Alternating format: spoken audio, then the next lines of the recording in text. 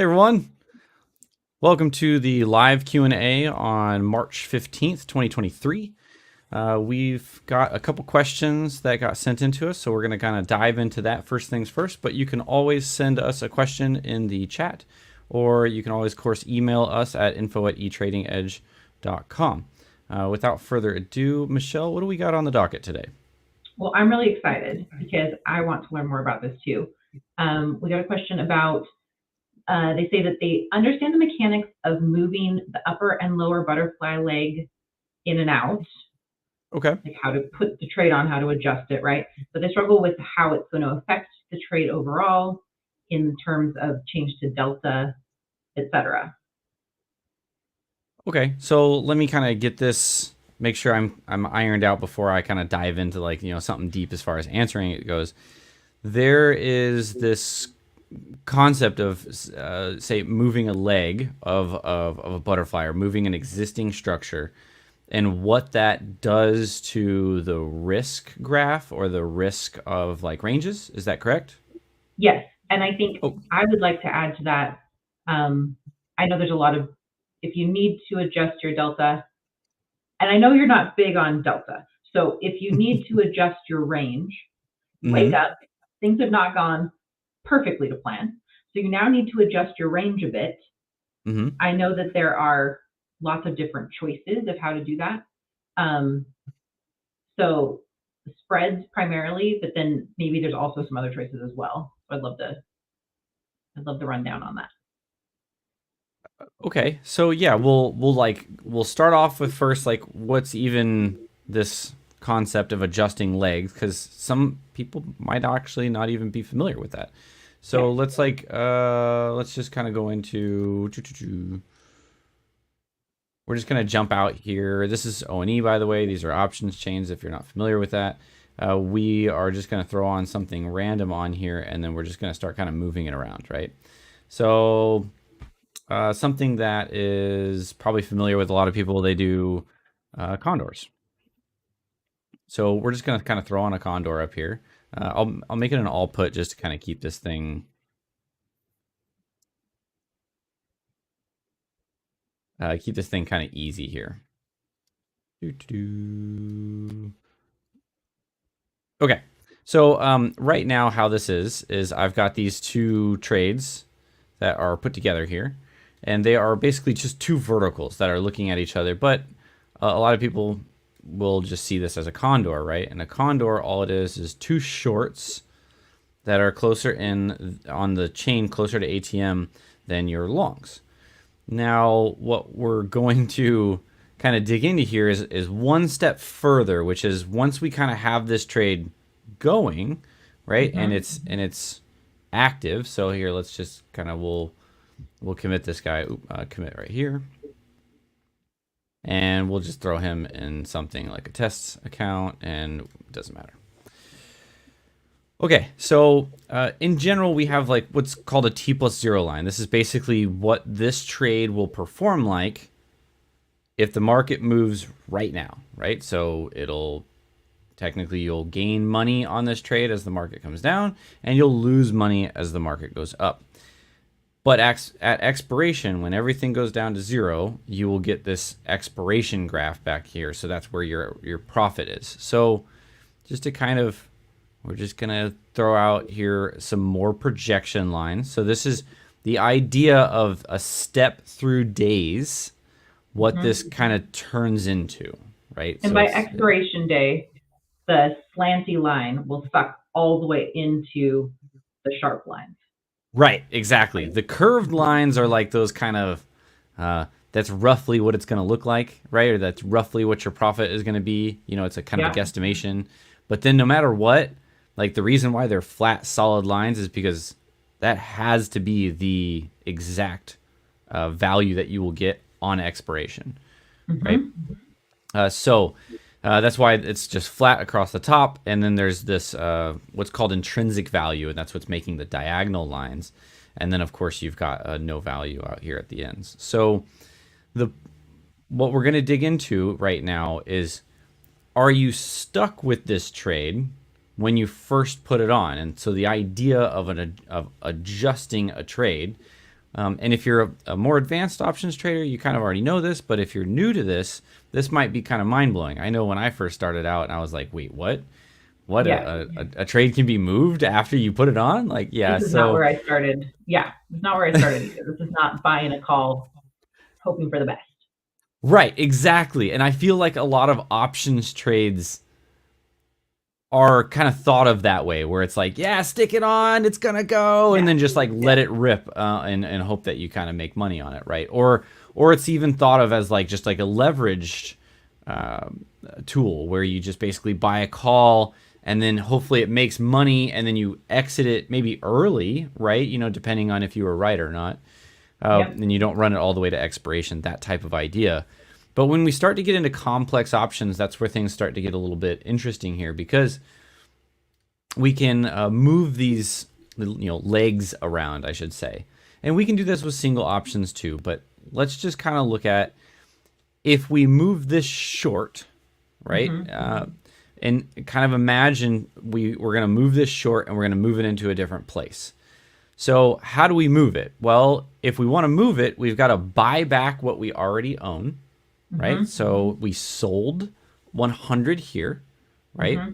So we buy them back. So let's buy 100, right? Now I know the P&L graph got all weird, but that's because what I was short there, it was long, and we don't necessarily want to go into a position like this. So we're not going to do it. We're not just going to sell all or buy all 100 of our puts back and put us into this crazy risky trade, right? What we would do is we'd like to just slightly shift it. So let's do that. Let's just do a slight shift and move those down here. And let me get rid of some of these projection lines.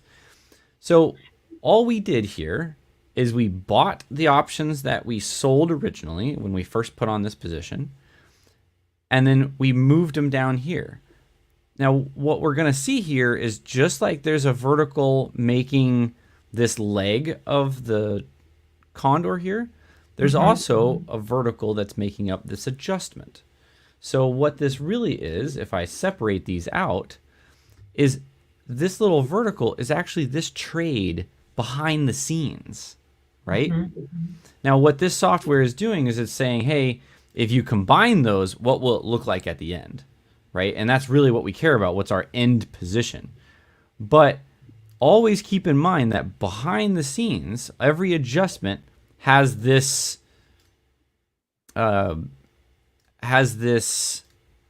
structure back here, right? It has this vertical, right? And we can get more complex adjustments and ratios and diagonals and all sorts of things. But it's basically the same concept, that there's still some sort of structure behind the trade that affected your primary trade. So kind of think about it like that. And I think So too, when you start hearing about, when you're newer to this and you start hearing about credit spreads and debit spreads, and that all is a little bit more, takes a little bit more pieces of information to put together. But I really like the idea of, you're just buying back what you sold or selling what you bought the first time. Yep. And then opening it somewhere different. Yeah, the names of it can be like kind of daunting at first. Like, oh my God, am I doing a debit spread? Am I doing a credit spread? And it's like, really, all that matters is that, because there's call and put parity and all that, all that matters is just make sure that you buy here and sell here, and it'll do what you think, right? And if you're, because immediately I know here, if I accidentally sold here and bought here, and I combine these guys, right? I combine this, it now is all of a sudden doing something totally different. It's actually giving me more positive delta on here. And when I'm all said and done, I can already look here. I'm going to have 200 shorts, and then I'm going to have 100 longs here, because I'm not canceling what I originally sold out, right? I'm actually adding to it. So that's where you get another break. Something to always kind of also keep in mind in a simpler way to kind of put this is, every angle that you see, every direction change on this expiration line is another leg of options. Yes. Right? So that's something to always need. And the sharper the edge, the more contracts you have at that point, right? So you can see here we've got this kind of angle right here, and this has got 100 contracts on it. But you can see that that actually goes completely the opposite direction right here. So there's more contracts at that point, right? So something to kind of think about, just to kind of put it all into perspective.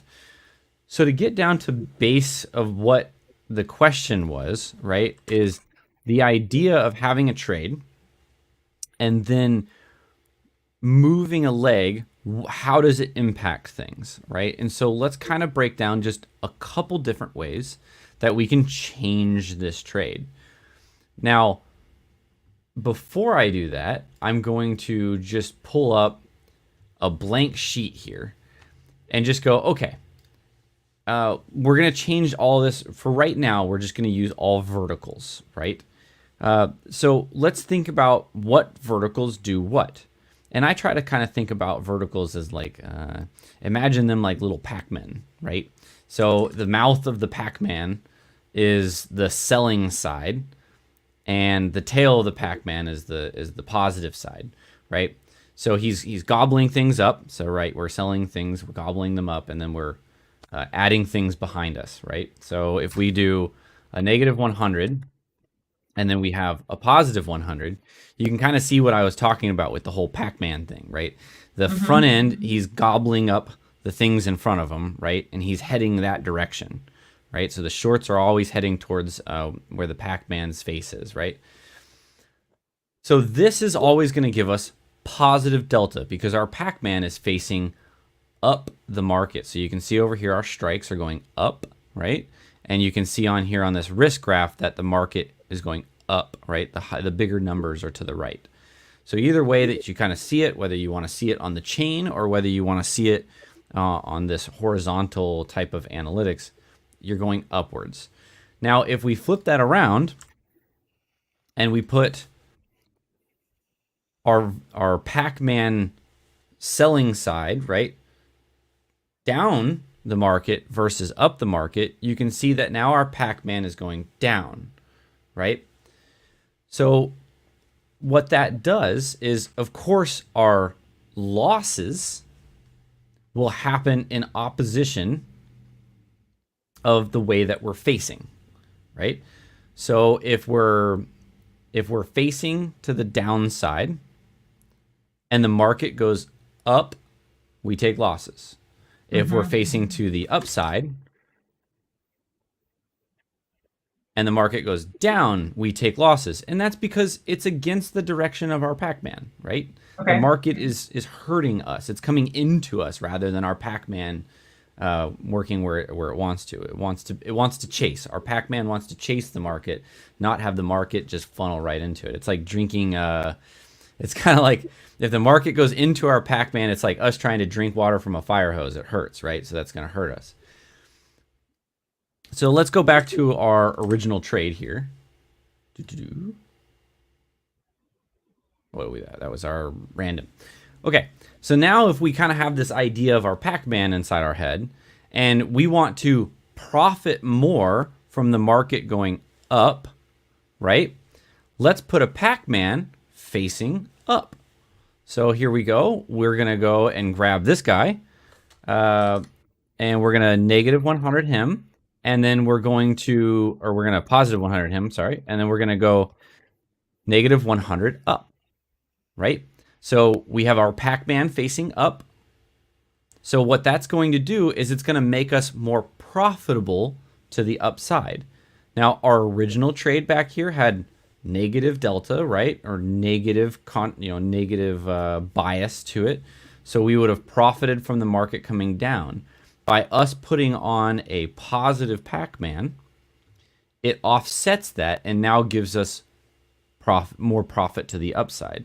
Now, how many we do and how wide we make our Pac-Man, right, it determines how aggressive our Pac-Man is. And so now, of course, adding a new structure on here adds more capital. We can go into that another day, but what we're basically talking about here is adding to a trade, we grab that more positive bias. And that works on both sides, by the way. So, like I said, credits, debits, irrelevant, right? Just kind of think about it. Which way is my Pac-Man facing? If my Pac-Man is facing up here and I buy back what I sold up here and I make my Pac-Man face to the upside, my adjustment to the upside, look what it does yet again. I now have more positive bias in the market because my Pac-Man is facing to the upside. So that's in general what an adjustment to a leg does and how it kind of affects things. So That's not the only way to do things, though. to jump in What really was quick, that, Michelle? you can make a Pac-Man to the upside with either a credit spread or a debit spread, right?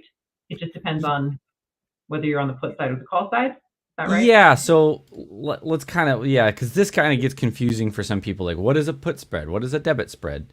So my terminology is that I'll always call something facing at the money a credit spread, regardless of whether I do it on the put or the call side. That's just kind of how I think about things. That's how I simplify things. Because there's what's called call and put parity. They'll normally match each other where they basically affect. So let's just kind of talk about, or let's kind of zoom into that. If we put 100 contracts here and 100 contracts and negative 100 contracts at 39.30, you can see what it does to our position. We get a lot more negative delta to it. It leans this side. It picks up this side, right? And this is on the put side. Technically speaking, right, this right here is a debit spread on the put side. And what it means by being a debit spread is that technically you're not getting as much credit versus what you're selling it for, right? And that's because your put, it has more intrinsic value than your short. We're not going to go into all that kind of craziness. But just realize that that's why they're calling it a debit, is because it's facing your short is further down on the market than where your long is on the put side. Then on the call side, it's the opposite. So that same structure, right? Like I said, for 39.70 and 39.40. It's the same trade, but it's a call credit spread. It's on the same side of the market. It's facing the same way. The only difference is that now it's on the call side, but both are still have the same impact, right? So, okay, wait, go over the last part again. So the Pac-Man is still it's facing the same way, Correct. but is it also still on the same side of the market? Yeah. So here's the Pac-Man, and Yeah. he's above the money, right? So he's above where the market is right now, because that's where the red dot is.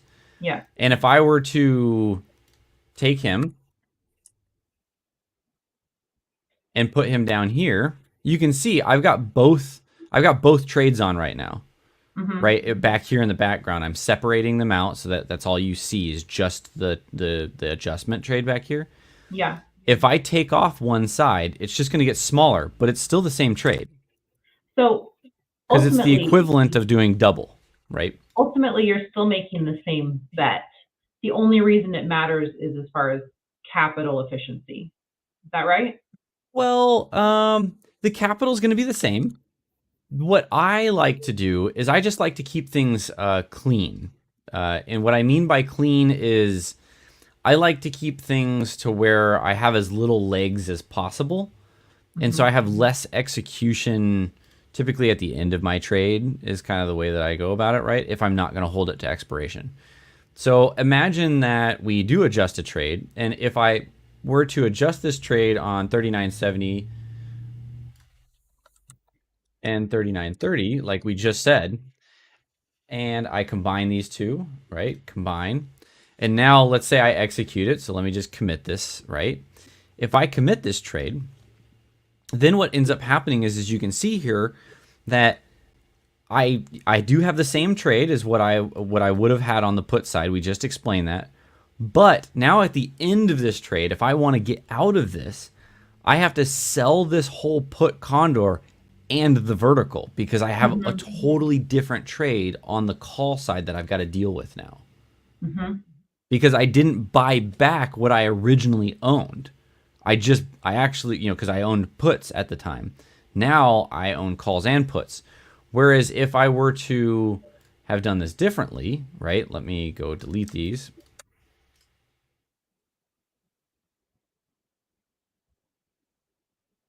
If I were to do things differently and bring them down here on the put side, same concept. I'm still, getting a credit spread, quote unquote, credit spread, right? I'm still got my Pac-Man facing the downside, like a call credit spread, but I'm using the put side.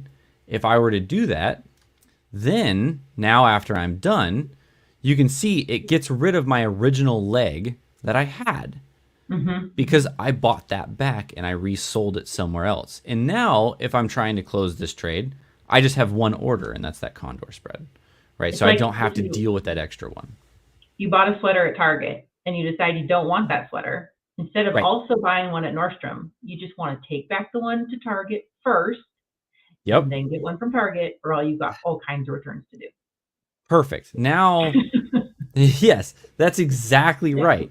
And of course, we have environmental metrics. So we might be telling you that, like, hey, look, that sweater at Target, yes, was a good deal at the time, but a couple days have passed and now Nordstrom's is running a crazy sale on a better branded sweater.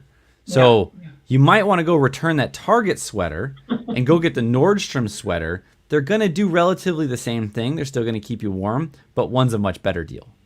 Totally.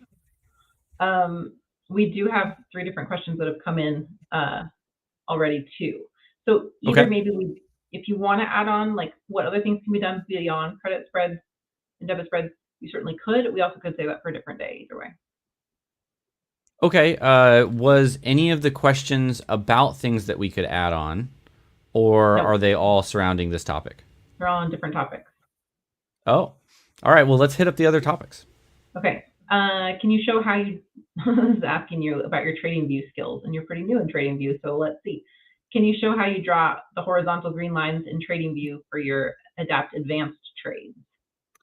Yes, I Is it a can. fib retracement? Is it a fib retracement? So hold on a second here. Let me pull up. Um, let me pull up my trading view, and then we'll just slap some things on here. Now you're on the spot in areas where you're Yeah, not 15 yeah. years of experience. Full disclosure here. Our service. I've used other analysis software for a long time, and per the request of our members and Michelle, for me to start using TradingView for our live services, and so I'm like, okay, so there's a little bit of like, I think I got Yeah, this all, and I pulled it all together, and I know what I'm looking at. Luckily, the way that I analyze markets and the way that I teach everyone to analyze markets is like, I feel like super simple. yeah. So I can pick it up pretty quick. All right, so let me get that tab open. Where is it? People can always continue to be learning things, so this can be your thing for the month. Okay. Ignore the fact that I have 3 different assets on here because that's not what this question is about. But let me zoom in here, and let's just say that I'm modeling the SPY back here, right? And the green horizontal lines. Let me go verify what my green horizontal lines are really quick. Those are my green. Yes, those are my targets. Okay, great. I wanted to make sure that this person is probably part of our service, so knows what Yeah. those are. So what I've done here, yes, is over here there is a fib retracement, and that is what I'm using. And so this person asked about a fib retracement. Now what I did here is if you go into this and you put one on here, so let's just say I put one on here. If you go in here, you can actually adjust the settings of this. And so right now my fibs are at 2x, and that's because typically I'm looking for targets, right? I'm looking for whatever energy there is in the market, and then just expecting a rebound of that moment, of that much. Now, in something that's also really relevant is normally like a 33% retracement. That's pretty common too, so you can always add that on. This fib, I think, originally is like 38 something, but in general, I just use 2. And so the idea behind this is hey, there's been a pullback of that much. If I'm in some sort of trend, most likely I can finish that up to the upside. So like for instance, if I've got a channel right here, you can see this pullback created enough energy to the upside to be able to hit that target. So once I've been able to hit that target, sweet, I'm in that uptrend. There you go. Now, of course, macros are important on this, right? Because if you're just, using these targets willy-nilly and you're saying, hey, we should be able to reach that, and that's fine if you have some more positive macros back here, which we did. But now that we've got more bearish macros, of course, then when we sit there and you put in like a cup pattern, or I should like a retracement pattern of some sort of pullback, we probably aren't going to hit that, right? Not right now at least. And that's really relevant because our macros aren't going to get there. So as soon as this broke to the upside, you're like, oh yeah, we can make it to there. But the macros are like wickedly bad and they're getting worse. And so the potentiality for it to make it up that high is not very relevant anymore. So then we start to actually look for things to the downside, which you can see here. Our most recent cup is down here at about, if I zoom in here, that puts us, roughly speaking, I can probably adjust this on the close, pretty close to where we got to. We almost made it there. So there's probably even still a little bit more downside. The fact that that's also near a volume area that's back here too. Okay. So what else?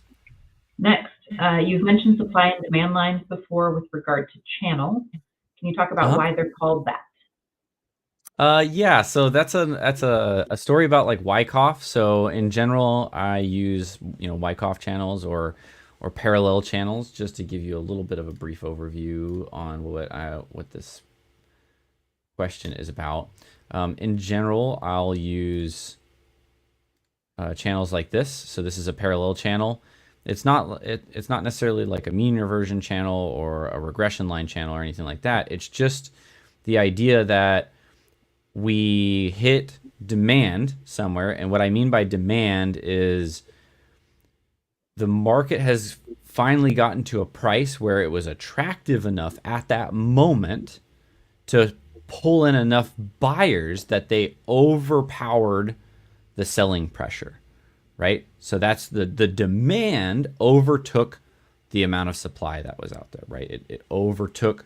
And so that's why there's excess demand, and that's what's going to push prices up. If there's not enough demand for something, prices have to come down until that demand, comes in, or until it kicks in, right? When the price gets attractive enough. So that's what I mean by these supply and demand lines. A supply line, when the market goes up, up, up, up, up, right? And then it eventually gets rejected off of some sort of pressure to the upside. That would be our supply line. And that's where there was too much supply and not enough demand. So then the price has to come back down to find out where the new demand is. These are important in trends because in essence, especially in a monetary expansion time period, when we're adding new money to the financial system, when we're adding new money into the economy, right? Whether we're printing it or whether it's GDP growth or anything, right? Like just things coming into the economy and building our economy.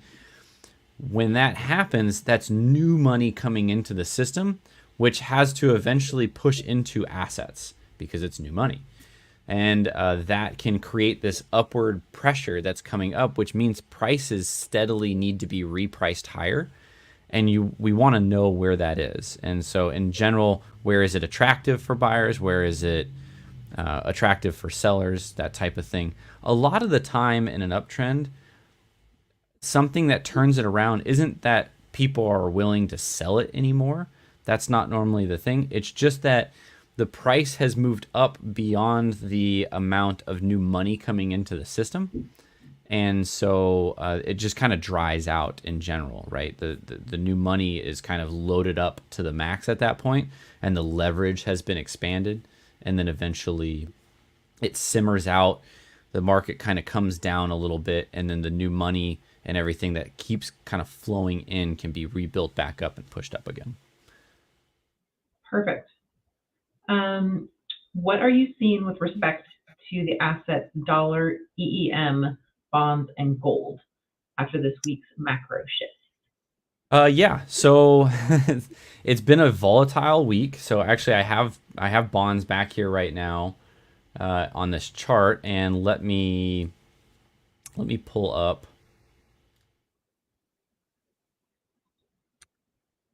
We'll pull up UUP, and we'll pull up EM, and then we'll also take off inflation expectations. I don't think that we're going to. Oh, I'll leave that on here. All right, we've got a lot of colors back here, so let me let me delete my drawings and okay. So I'm going to kind of zoom out so that these will separate just a little bit. Up here at the top in gold, we have UUP. UUP is an ETF that tracks the DXY, which is basically the dollar, on a relative strength to other currencies. Now, that isn't necessarily inflation, but it's inflation in the dollar, not inflation in things getting more expensive, right? It's just a relative base of that. So just as a general overview, that's kind of what that is. The fact that we got a spike up in the dollar is not a shock at this stage in the recession because this is the collapse stage. So we've talked about this before, that during the deleveraging stage, which was a lot of last year, the dollar will get stronger. And then during the when we start to move into the collapse stage, normally the dollar will weaken. But then when there is potential for a crash, or when there's starting to be a lot of cash being pushed on the sidelines, or even the idea that the Fed will continue to raise interest rates, so it's slightly interest rate sensitive compared to other currencies, that can strengthen the dollar. If you look back in history, and just a quick history lesson here, we'll go back to COVID here because it's at least relatively soon. You can see the dollar was weakening going into COVID, and that was because the Fed was easing off of the brakes, easing off the gas and putting on the brake. Jesus, I'm going to say that opposite here. It is the Fed was trying to ease to calm markets down because we had just recently had issues in the repo market, and they realized that they kind of over tightened a little bit. Then what happened is we actually had the COVID crash, right? You can see that back here. And in the midst of that crash, it really wasn't a problem in the beginning because there wasn't a big rush to cash. It was a rush to bonds. So that's why bonds back here spiked.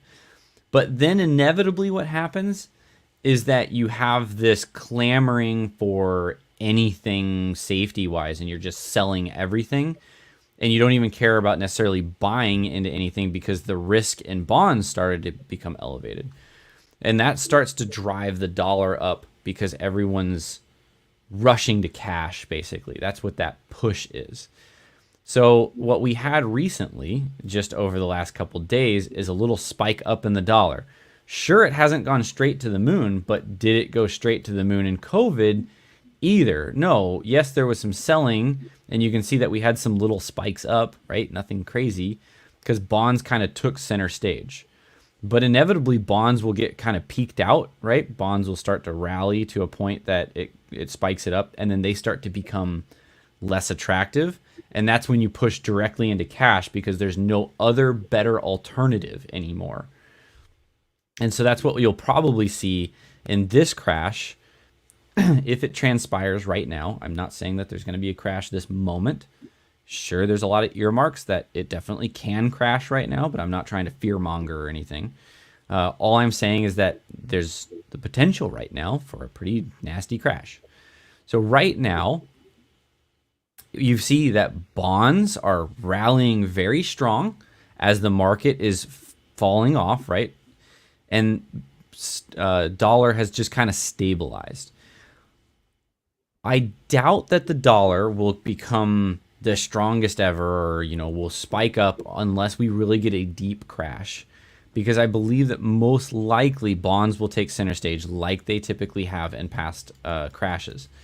And that's only in the crash that I'm sitting there talking about in general. So let me go back to 2008, because that's kind of the, let me zoom out here. See, this is my weakness with trading view right here. Let me get back to, yeah, there's '08. Okay, so you can see here, same type of situation in the actual crash itself. Bonds started to go up in this crash that drove right here, right? And then uh, right when bonds started to cap out, you saw the dollar start to strengthen, right? And then inevitably, what happened was the Fed came in near the lows, right, and sat there and re-stimulated, started to push back on mortgage-backed securities and pumping new money into the economy, and that's when the bonds really spiked. But that was also that they were devaluing the currency. So when the Fed actually goes into stimulus mode, and remember that's the last stage of the recession, we're not there right now. When the Fed goes into stimulus mode, that's when the dollar gets crushed and bonds go up, right? Because everyone wants further dated currency, not closer dated currency, because they're basically destroying it right now. So keep that in mind, that through this crash in '08 that we had back here, first bonds took off in the initial crash. Then once they spiked really aggressively, boom, the dollar takes over at the end of it and takes off and finishes it the rest of the way until we get to the stimulus stage, which typically happens pretty quickly after a crash. Right now, bonds are the market is pricing in that we're going to have a interest rate cut in, I think it's June. I'll have to confirm that. Let me go look really quick. And I think it's June, or did they move it to May? Oh, wait a second here. Uh,